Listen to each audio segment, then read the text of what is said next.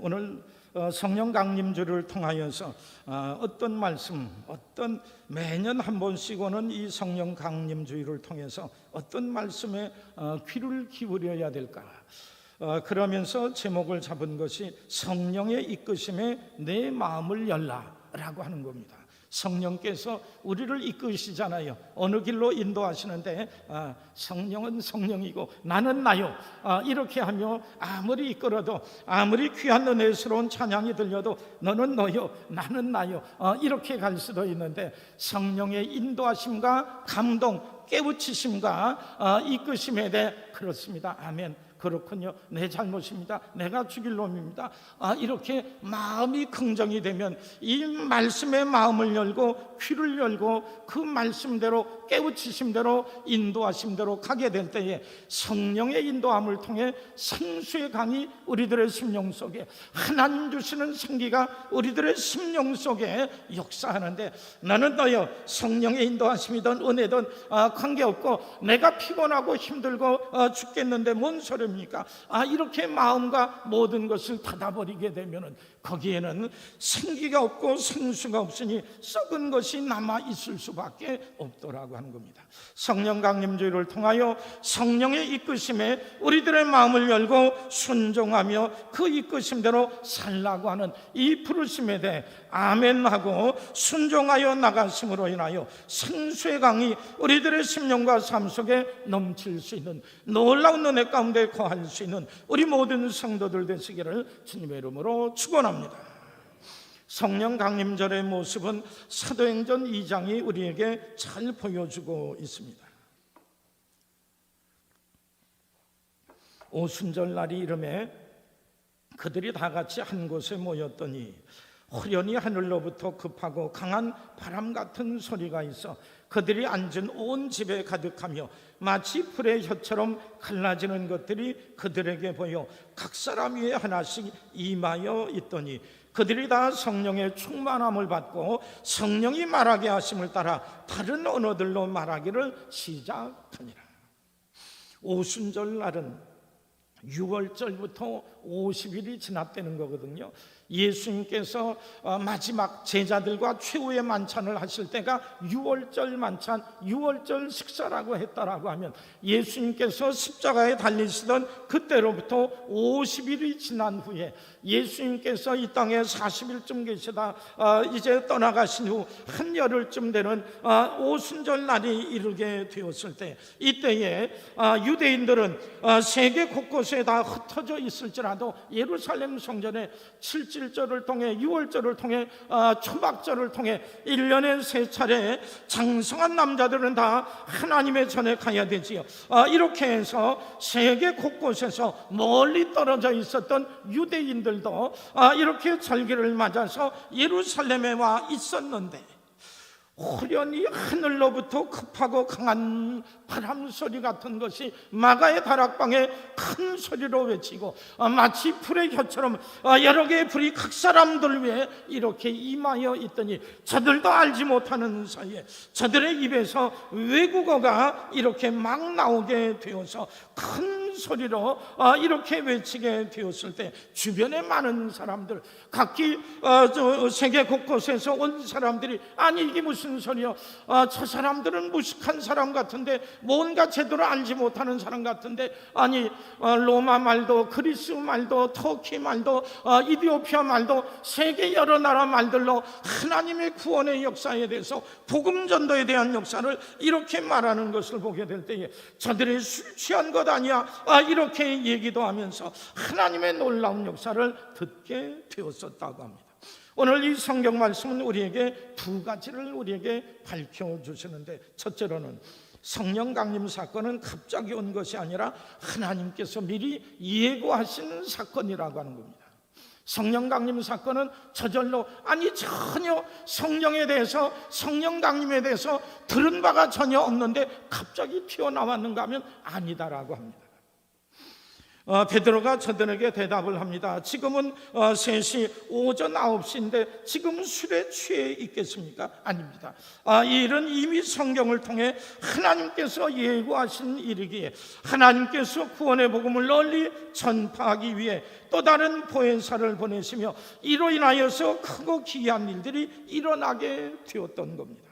사도행전 2장 16절을 통하여서 베드로는 요엘서에 나오는 말씀을 이렇게 말씀을 합니다. 이는 곧 선지자 요엘을 통하여 말씀하신 것이니 일러스되 하나님이 말씀하시기를 말세에 내가 내 영을 모든 육체에 부어주리니 너희의 자녀들은 예언할 것이요 너희의 젊은이들은 환상을 보고 너희의 늙은이들은 꿈을 꾸리라.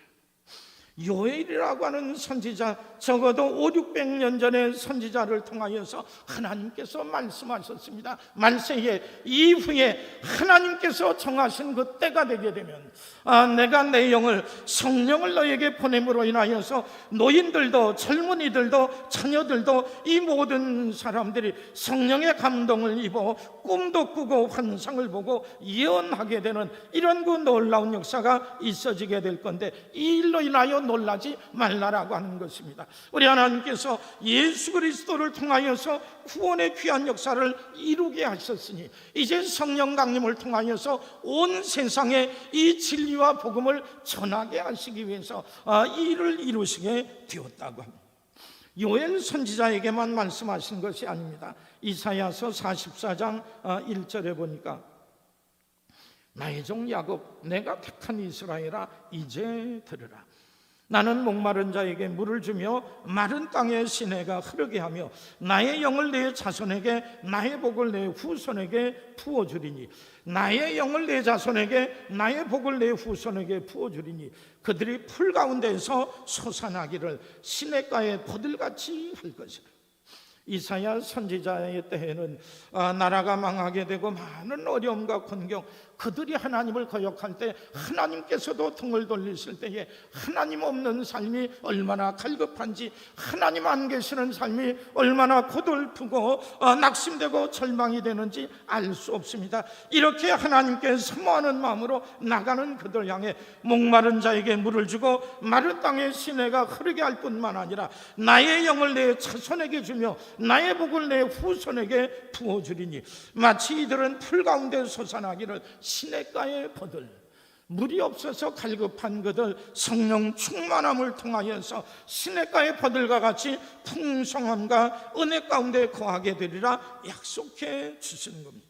여기에 그치지 아니하고 에스겔서 37장에 보면 또다시 이런 말씀을 합니다. 또 내게 이르시되 인자야 너는 생기를 향하여 대언하라. 생기에게 대언하여 이르기를 주 여호와께서 이같이 말씀하시기를 생기야 사방에서부터 와서 이 죽음을 당한 자에게 불어서 살아나게 하라 하셨다 하라. 이에 내가 그 명령대로 대언하였더니 생기가 그들에게 들어가매 그들이 곧 살아나서 일어나 서는데 극히 큰 군대였더라.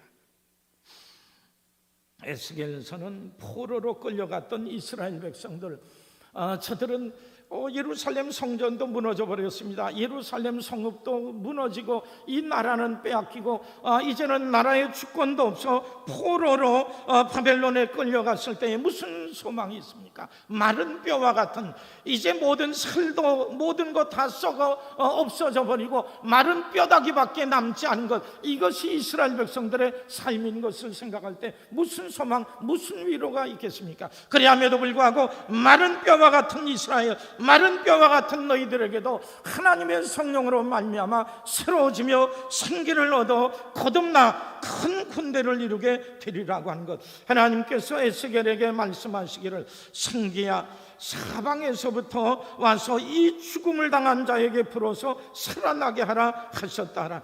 이렇게 해서 그 명령대로 태어나게 되었을 때 생기야 이루어라고, 그 에스겔은 아무것도 모릅니다. 생기야 이루어서 죽음을 당한 이스라엘 백성, 이 백성들 속에 들어가 저들을 살아나게 하라, 이렇게 태어나며 외치게 되었을 때에 성령께서 생기가 저들에게 들어가서 뼈와 뼈가 맞춰지게 되고 힘줄이 생겨지고 살이 생겨지고 마지막에 생기가 그 코에 불어넣어지게 되었을 때 한 사람 한 사람이 살아 움직이며 큰 군대가 되었다라고 합니다. 성령 강림 사건과 성령의 임재는 결코 낯선 일이 아닙니다. 하나님의 구원 계획 안에 들어있었던 거요, 독생자 예수 그리스도를 통하여 멸망받고 구원받을 수밖에 없었던 그들, 예수 그리스도의 보혈의 피를 통해 유월절 희생양의 보혈의 피를 통해 용서함을 받고 죄 용서함을 받고 하나님의 귀한 백성 되었는데, 이 복음이 온 세상에 널리 전파되기 위해서 성령께서 역사하시고, 이렇게 은혜 받은 이들이 이 귀한 믿음으로 인하여 살아나는 역사가 일어나지 아니하면, 성령의 역사가 아니면 이 일이 이루어질 수 없겠기에 하나님께서는 말일에 말세에 내가 내 영을 부어줄 거요, 그리고 생기가 마른 뼈와 같은 우리 모든 심령들에게 들어가게 될 때에 이 복음이 전파되는 곳곳마다 성령의 인도함을 통해 복음을 믿고 의지하는 이들의 그리스도 예수 안에서 살아있는 큰 군대여, 생수의 강이 흐르고 생기를 먹고 마심으로 새로운 그 삶을 살아나갈 수 있는 이런 그 놀라운 역사가 있어지게 되겠다라고 하는 겁니다. 그러므로 우리 하나님을 믿고 섬기는 이들, 성령 강림주의를 통하여 우리 하나님 앞에 나온 이들은 이번 성령 강림주의를 통하여서 우리 하나님께서 내게 원하신 것이 무엇일까? 성령 강림 사건, 교회 절기를 통해 1년에 한 번씩 있는 것, 이걸로 끝나는 것은 아닐 거라 생각합니다. 우리 예고하셨던 이 성령 강림의 사건을 우리들이 마음으로 받고 믿음으로 받고 순종할 때에 우리들의 심령 속에 메말랐던 마음들이 은혜 받게 되고, 우리들의 마음과 중심이 흔들렸던 우리들 성령의 인도하심과 그 이끄심에 집중하며 순종하며 나갈 때에 우리들의 심령이 살게 되고, 우리들이 활기를 되찾게 되고, 우리들의 삶과 우리들의 전도와 우리들의 충성과 헌신의 삶이 생기를 얻어 풍성한 열매 맺는 이런 그 놀라운 역사가 우리들 가운데 있게 되리라고 하는 겁니다. 성령을 사모하는 마음으로 우리를 새롭게 하며 살리고 온전케 하며 열매 있는 삶을 살아나가게 하기 위해서 우리에게 성령을 보내신 것을 생각하게 될 때에 그를 사모하는 마음으로 열심을 다해 달려나감으로 인하여 우리를 새롭게 하시고 강건케 하시고 복되게 하시는 우리 하나님의 놀라운 은혜 가운데 거할 수 있는 우리 모든 성도들 되시기를 주님의 이름으로 축원합니다. 두 번째로, 오늘 성경 말씀은 이거는 하나님께서 예고하신 것이라 말씀하셨다고 하면, 그러면 예수님께서는 뭐라고 하실까요? 예수님께서 이 세상을 떠나시기 전에 사랑하는 제자들에게 마지막 만찬 때 해주셨던 말씀이 오늘 봉독했던 말씀들의 내용입니다. 내가 아버지께 구하겠으니 그가 또 다른 보혜사를 너희에게 주사 영원토록 너희와 함께 있게 하리라. 그는 진리의 영이라 세상은 능히 받지 못하지만 예수 믿고 구원받은 이들 제자들은 그를 알고 그가 너희와 함께 거하셔서 너희 속에 영원히 거하게 되겠노라고. 26절에 보면 보혜사 곧 아버지께서 내 이름으로 보내실 성령, 그가 너희에게 모든 것을 가르치고 내가 너희에게 말한 모든 것을 생각나게 하리라. 이런 그 말씀들을 예수님께서 세상을 떠나시면서 내가 내일이면 너희를 떠나며 너희들이 나를 배반하며 나를 부인하는 자들도 있게 되리라. 이렇게 말씀했을 때에 요한복음 14장 1절에 보게 되면은 제자들이 얼마나 두려웠으면 예수님께서 너희는 마음에 근심하지 말라, 하나님을 믿으니 또 나를 믿어라, 내 아버지 집에 거할 것이 많도다 말씀하실 뿐만 아니라 예수님께서는 내가 또 다른 보혜사를 너희에게 보내 영원토록 너희와 함께 있게 하리라. 나는 잠시 동안 있을 수밖에 없을지라도 이 성령께서 또 다른 보혜사를 너희에게 보내줄 것이니 그가 영원히 너희와 함께 있게 하리라고 하는 겁니다. 그래서 첫 번째 말씀은 이겁니다. 한번 따라하시죠. 성령께서는 영원토록 우리와 함께 하십니다. 이것이 첫 번째 말씀입니다. 성령께서는 영원토록 너희와 함께하리라.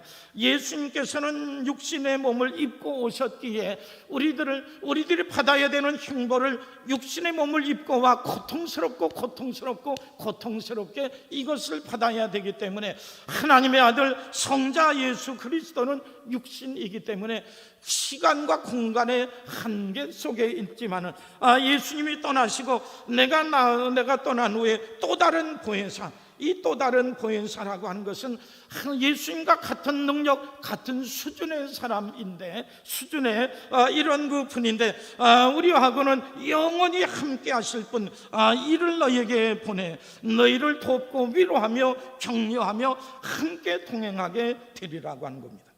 나 대신 누구를 보내게 될 때에 우리는 믿을 만한 사람이 아니면 결코 안 보낼 것입니다. 이런 것을 생각할 때 예수님께서 제자들을 떠나며 세상을 떠나며 아무나 보내시지 아니하였더라고 하는 겁니다. 또 다른 보혜사, 우리를 사랑하고 예수님과 같이 그런 능력이 계신 이런 분, 성령을 보내심으로 인하여서 우리와 영원히 함께하며 위로하는, 우리들의 부모님이, 우리들의 형제 자매, 우리들의 사랑하는 자녀, 우리와 가까운 친구, 친척, 이웃들이 우리와 함께하게 될 때 많은 어려움과 곤경 속에서도 위로받습니다. 그런데 사람은 언제나 우리와 함께하지 아니하게 성령께서 예수 믿고 구원받은 하나님의 백성이 어떤 그 죽음의 사망의 음침한 골짜기로 훈련에 정말로 큰 위기와 곤경 속에 있을지라도 누가 함께 하세요? 성령께서 우리와 함께 하시게, 그가 영원토록 너희와 함께 할 것이니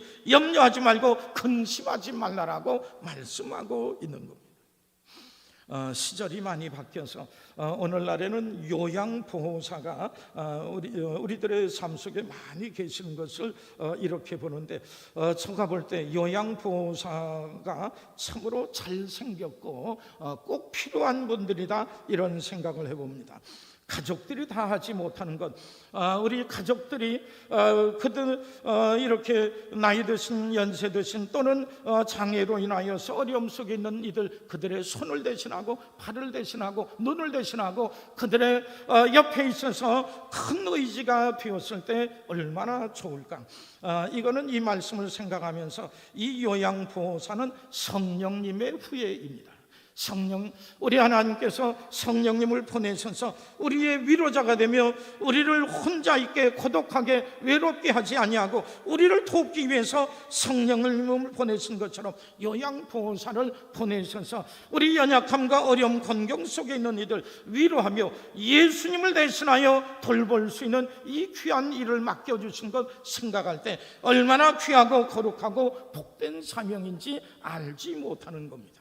우리들이 이 일을 한다라고 하면 우리 예수님께서 예수님을 대신하여 이 사람들을 돌보라고 나를 보내셨구나, 성령님의 후예로 나를 보내셨구나, 이 귀한 사명을 잘 감당해야 될 거예요. 그리고 다른 모든 이들도 우리 예수님을 대신하여서 이렇게 연약한 이들을 돌볼 뿐으로 귀중히 여기게 될 때에 우리들의 나라와 우리들의 문화와 삶 속에 참으로 귀하고 복된 일들을 만들어 나갈 수 있으리라고 하는 겁니다. 성령님이 함께 하시며 영원토록 함께 하신다라고 하는 이 말씀이 제자들에게는 얼마나 큰 은혜요 축복이며 기쁨이 되었는지 모르더라고 하는 겁니다. 우리들이 어떤 연약함과 어려움 속에 있을지라도 끝까지 변함없이 우리와 함께하며 동행하며 위로하며 힘이 되어주실 분, 이 성령님이 함께 하신다고 생각하게 될 때에 이 일로 인하여서 큰 위로와 용기를 얻으며 살게 되더라고 하는 겁니다. 성도 여러분, 우리들이 하나님 나라에 이르기까지 어느 누구도 나와 함께 하지 못하는 순간일지라도, 그런 연약함과 어려움과 고통, 아픔의 순간일지라도 모두가 나를 배반하고 외면하는 때가 될지라도 우리 하나님께서 성령님을 보내셔서 너는 이 사람의 친구가 되며 이웃이 되며 위로자가 되라고 하면서 우리 하나님께서 성령님을 나를 돕는 자로 보내셔서 나와 함께한 것을 생각하게 될 때에 늘 하나님의 위로 성령의 인도하심대로 살아나감으로 인하여서 그 크고 놀라운 은혜와 축복 안에 거할 수 있는 우리 모든 성도들 되시기를 주님의 이름으로 축원합니다. 그러면 우리들 가운데도 성령께서 와 계시나요? 내 삶 속에, 내 심령 속에도 성령께서 와 계시나요? 근데 맞습니다. 우리들이 의식을 하든 못하든 예수 그리스도를 믿고 구주로 섬기는 모든 성도들에게, 예수 믿는 모든 심령들 속에 예수님께서 대신하여 성령께서 가셔서 때로는 위로하고 격려하며 깨우치며 함께 하십니다. 이런 생각도 해봐야 됩니다. 우리들이 죄 짓고 하나님을 외면함에도 불구하고 양심의 가책이 안 된다고 하면 이거는 깨어 있어야 됩니다. 내가 얼마나 죄악 가운데로 멀어졌으면 성령께서 나를 깨우치신 것을 느끼지 못할까? 여러분 회개해야 됩니다. 성령께서는 우리들의 심령 속에 오셔서 잘못된 길로 갈 때 왜 그 길로 가? 왜 그리로 가? 그리로 가면 멸망해. 안타까운 심정으로 우리에게 호소하며 우리를 찔르며 가책이 되게 하시고, 바르고 온전한 길 갈 때 맞습니다, 그 길로 가라고 열심히 위로하며 격려하는 귀한 역사가 있는 것을 생각하게 될 때에 성령의 인도하심, 우리 사모하는 모든 성도들 순종하며 주님 뜻대로 살고자 하는 모든 이들에게 성령께서 오셔서 함께 하신다고 하는 것을 기억하게 될 때에 내 안에 와 계시는 성령님, 그 인도하심을 분명히 깨닫고 순종하며 따라갈 수 있는 우리들이 되게 해 주옵소서. 내게 더 크게, 더 눈에 띄게 역사해 주옵소서. 내가 순종하겠나이다. 이렇게 기도하는 마음으로 사심으로 하나님의 풍성한 은혜 가운데 거할 수 있는 우리 모든 성도들 되시기를 주님의 이름으로 축원합니다. 두 번째로 예수님 말씀하십니다. 26절에 보면 보혜사 곧 아버지께서 내 이름으로 보내신 성령, 그가 너희에게 모든 것을 가르치고 내가 너희에게 말한 모든 것을 생각나게 하리라. 성령님은 뭘 하시는 분인가 하면 제자들, 예수님이 제자들과 함께 있을 때 말씀하시고 명령하시고 분부하고 들려주셨던 것, 성령께서 오셔서 옛날 예수님이 이렇게 말씀하셨는데, 내가 처음 교회 나갈 때 이렇게 말씀하셨는데, 내가 처음 은혜 받았을 때, 내가 믿음의 삶을 살아야 되겠다 했을 때 내게 이런 깨우침이 있었는데, 성령께서는 자꾸 좋은 것을, 아름답고 귀하고 복된 것을 생각나게 하고 가르치심으로 인하여 믿음 안에서 아름다운 삶을 살아가게 하시는 겁니다. 요즘 여러 이단 종파에서 끊임없이 글을 보내서 미혹을 시킵니다. 이렇게 사는 것, 성경은 이런 거야 저런 거야, 이렇게 미혹시켜 곁길로 보냅니다. 우리 성도들이 왜 성경에 집착해야만 합니까? 우리들이 성경을 통하여서, 성령의 감동을 통하여서 주신 하나님의 말씀에 우리들이 귀를 기울이고 초점을 맞추지 아니하면, 여러분 여러 이단들이 여러분 얘기하고 이렇게 유혹하고 미혹시키게 될 때 그 잘잘못을 깨닫고 물리칠 수 있습니까? 없거든요. 그래서 하나님께서는 성령의 감동으로 되어진 하나님의 말씀을 적어도 일주일에 한 번 우리 성서대학을 통해서든 무엇을 통해서든 이렇게 들으면서 이 말씀들을 통해서 우리들의 영혼을 깨우시며 우리들에게 자극이 되며 위로가 되며 힘이 되며 찔림이 되게 하시는 이 말씀을 깨달아 알게 될 때에 바르고 온전한 길 걸어나가게 되더라고 하는 겁니다. 성경은 성령의 감동으로 되었기에 이는 우리를 구원받기에 온전케 하며 하나님의 백성들로 하여금 부분적으로 온전을 한 것이 아니라 우리들의 몸과 마음 영혼 전체가 온전함을 이루어 선한 일을 하기에 온전케 하는 이것이 하나님의 말씀이기 때문이라고 합니다. 성령께서는 우리들에게 하나님의 말씀이 생각나게 하십니다. 내가 회개했던 때를, 내가 순전한 마음과 믿음을 가졌던 때를 생각나게 하시고, 내가 결심하고 내가 세례받고 하나님 앞에 눈물로 서약했던 때를 기억나게 하셔서 바른 길로, 옳은 길로, 은혜의 길로 걸어나가게 주시기에 성령의 깨우치심과 인도하심, 말씀에 귀를 기울이되 특별히 하나님의 말씀, 성경과 설교를 통해 주실 때마다 마음 열고 그 말씀대로 순종하고자 할 때에 풍성한 은혜의 삶이 있어지게 됩니다. 셋째로 예수님께서는 이렇게 말씀을 합니다. 성령께서는 우리의 갈 길을 인도하거나 지시하신다라고 하는 겁니다. 우리들이 어느 길로 갈까요? 무엇을 해야 될까요? 때때로 우리들이 쉽게 생각할 수 있는 것은 아니지만 우리들이 기도하며 생각하고 말씀을 생각할 때 하나님께서 내게 이 일을 하라고, 이것을 받아들이고 저 길로 가라고 하시는구나, 하나님의 인도하심을 깨닫게 됩니다. 바울 사도는 환상을 통해서 왜 이 터키 여러 군데 전도하는 것이 왜 자꾸 약속이 깨지지, 왜 힘들어지지, 왜 그 길이 막히지? 그런데 그 밤에 마케도냐 사람이 이리로 오시어 우리에게 와서 우리를 도와달라고, 우리들에게 복음을 전해달라고, 이런 그 환상을 보게 되었을 때 하나님께서 이 유럽에 가서 그리스 마케도냐에 가서 복음을 전하라고 하시는구나, 다른 길은 다 막게 하고 환상을 통해서 오라고 하실 때에 이것은 정녕 하나님의 인도하심이구나. 뿐만 아니라 사마리아에 전도하던 필립 집사를 향해 사도행전 8장 26절에 보니 주의 사자가 필립에게 말하여 이르되 일어나서 남쪽으로 향하여 예루살렘에서 가사로 내려가는 길까지 가라. 그 길은 광야인데 그 길 가게 되면 무슨 일이 있을까요? 에디오피아 내시 간다게라고 하는 사람이 예루살렘에 와서 일을 보고 가는데, 그도 하나님을 조금 아는 사람인데 이사야서 53장을 보니까 이거 고난받는 종이 나오는데 이 사람이 우리들의 죄와 허물 대신 이렇게 고통을 당한다라고 하니 이게 누굴까 궁금해하던 그 순간 성령께서 이렇게 빌립 집사에게 그 이리로 예루살렘으로 해서 가사로 내려가는 길까지 가라고 직접적인 지시를 받아가서 그에게 갈급해야 하는 그에게 말씀을 전하게 되었을 때 이디오피아는 그 이후로 이렇게 하나님의 말씀과 복음을 알고 받아들이는 이런 그 나라, 그리고 시바 여왕 때로 이후로 계속 하나님을 아는 이런 나라가 될 수 있었다라고 합니다. 때때로 하나님께서는 우리에게 우리들이 가야 될 길을 깨우쳐 주시기 위해서, 알려주시기 위해서 우리에게 지시하시기도 합니다. 여러분, 성경의 에센스 우리 동영상을 보는지 모릅니다.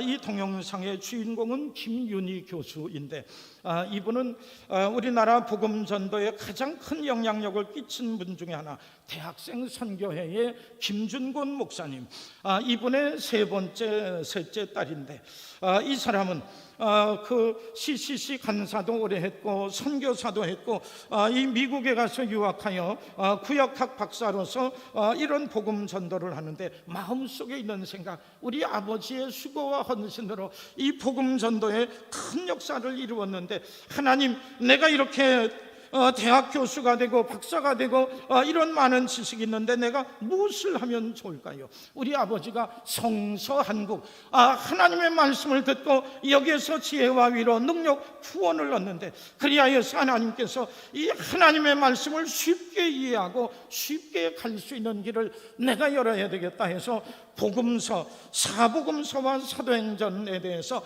짧은 5분 동안 거기에 대해서 말씀하고 이 말씀 개요를 듣고 이 성경을 읽으면 아주 쉽게 이해할 수 있는 것, 이런 길을 열게 되었을 때 엄청나게 많은 호응들이 있는 것을 볼 때에 66권을 이렇게 다 하는 것이 쉽지 않습니다. 5분 동안 이 성경 하나하나를 명쾌하게 요약하는 것도 쉽지 아니하고 설명하는 것도 쉽지 아니하고 동영상으로 만들고 이 모든 것이 쉽지 않습니다. 그리함에도 불구하고 하나님께서 비대면 시대를 이르게 하셨을 때 미리 준비되었던 이것을 통하여 이제 돈 내고 사지 아니하여도 유튜브라고 하는 채널을 통하여서 모든 사람들이 이것만 누르게 되면 이것을 통하여서 직접 하나님의 말씀, 하나님 앞에 가까이 나가고 우리 하나님께서 말씀하시고자 하는 것을 이렇게 쉽게 접근할 수 있었던 것을 생각하게 될 때, 그리고 만약 이 교수님이 돈을 받고 일을 해야 되겠다라고 하면 아마도 구독하는 사람이 적어도 5만 명 이상의 사람이 되는데 1인당 이 전체 내용을 USB로 받으려면 적어도 2, 3만 원, 3만 원 하면 5만 명, 그 15억이나 되는 이런 엄청난 부를 얻을 수도 있습니다. 그런데 돈 하나 받지 아니하고 온갖 시간과 정력, 엄청나게 많은 시간, 엄청나게 많은 준비, 엄청나게 많은 노력과 수고를 아끼지 아니하고 이렇게 행하면 성령께서 나를 불러 이 대한민국 복음 전도를 위해서 우리 아버지를 써주셨는데, 하나님께서 나는 내가 이렇게 구약학 박사가 되고 교수가 되고 선교사가 되고 귀한 삶을 사는데 내가 무엇을 하면은 우리 하나님께 영광 돌리고 많은 이들에게 공헌을 할 수 있을까요? 성령께서 그게 깨닫게 하시고 깨우치시는 대로 이렇게 가게 돼요. 이 귀하고 놀라운 역사를 이루게 되었다고 합니다. 성도 여러분, 때때로 우리 하나님께서 우리를 깨우쳐 주십니다. 나를 깨우쳐 주실 때 모른 척하고 나를 깨우쳐 주시고 나를 찌르실 때에 그렇습니다, 내가 잘못했네요, 내가 외면하고 내가 불순종했네요, 돌이켜 하나님의 부르심대로 가고자 할 때에 우리 하나님께서 우리 하나님의 성령을 통해서 우리에게 놀라운 은혜와 축복의 역사를 이루게 됩니다. 마지막으로 사도행전 1장 8절을 통하여서 성령께서 우리에게 임하신 것은 땅끝까지 이르러 내 증인되라고 하시는 이런 뜻입니다. 오직 성령이 너희에게 임하시면 너희가 권능을 받고 예루살렘과 온 유대와 사마리아와 땅끝까지 이르러 내 증인이 되리라. 앞에 뒤에만 생각하면 오직 성령이 너희에게 임하시면 너희는 내 증인이 되리라. 성령을 왜 보내셨을까요? 예수 그리스도를 통하여 구원의 도리를 알게 하셨으니 이 도리가 사람의 노력과 수고를 통해서 전도되지 못해 이 믿음의 사람들을 성령의 인도하심과 능력을 통하여서 전파됩니다. 어제 저녁에 설교를 준비하면서 책상 위에 있는 이런 거를 열어봤더니 4년 전 국내 성지 순례 때 양화진 외국인 선교사 묘원을 방문했었는데 이때 느꼈던 것을 저한테 편지로 보내신 분이 있어요. 그 마침 보니까 이 앞에 계시네요. 임재호 권사님. 뭐라고 썼는가 하면 외국인 선교사님들은 무엇이 그리 아쉬워서 가난하고 무식하고 소외되고 힘이 없는 그 시절에 대한민국 땅에 왔을까? 사랑하는 자녀들이 이국 땅 싸느라고 추운 허허 벌판에 누워있는 모습을 생각하며 부모로서 얼마나 통곡하며 애통해 했을까 하는 생각에 이릅니다. 그러나 하나님의 복음과 예수님을 닮아가는 삶과 기도를 통하여 자기의 사명을 위해 묵묵히 가신 선교사님들의 사진 속의 눈을 보면서 흔들리지 않는 모습이 눈시울을 적시게 합니다.